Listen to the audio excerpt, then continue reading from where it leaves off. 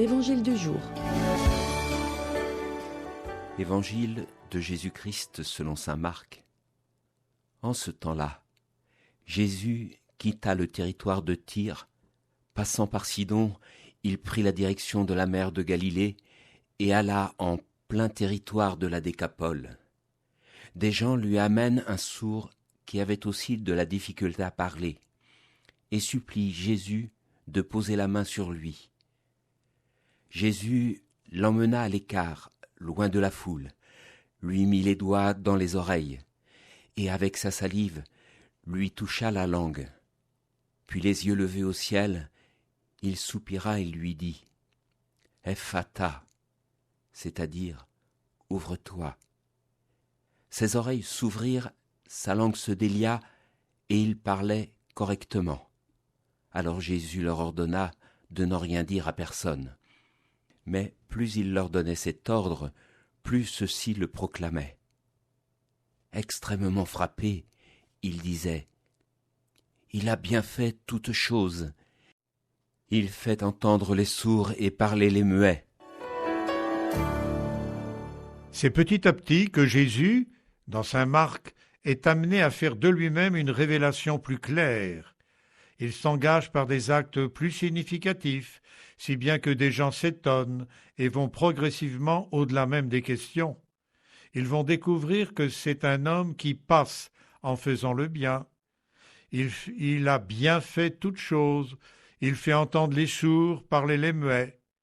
Il essaie de se cacher en pays lointain, près de Tyr, mais il n'y parvient pas. On parle de lui, on le connaît. Et hier, nous avons entendu cette femme qui vient se jeter à ses pieds.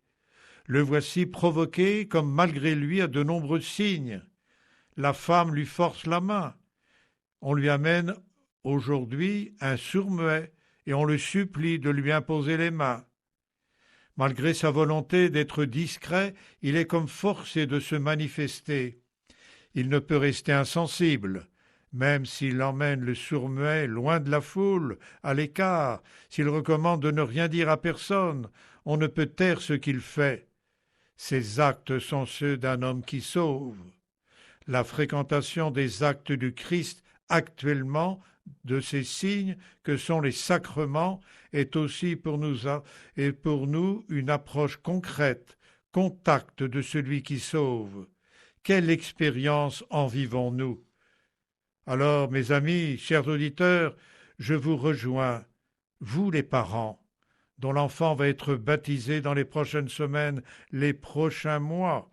Joie d'être accueillis dans la grande famille des chrétiens. Joie aussi pour vous, jeunes de 4e, 3e, quelquefois plus âgés qu'envisagés et que vous vous mettez en route pour recevoir le don de l'Esprit Saint dans le sacrement de confirmation.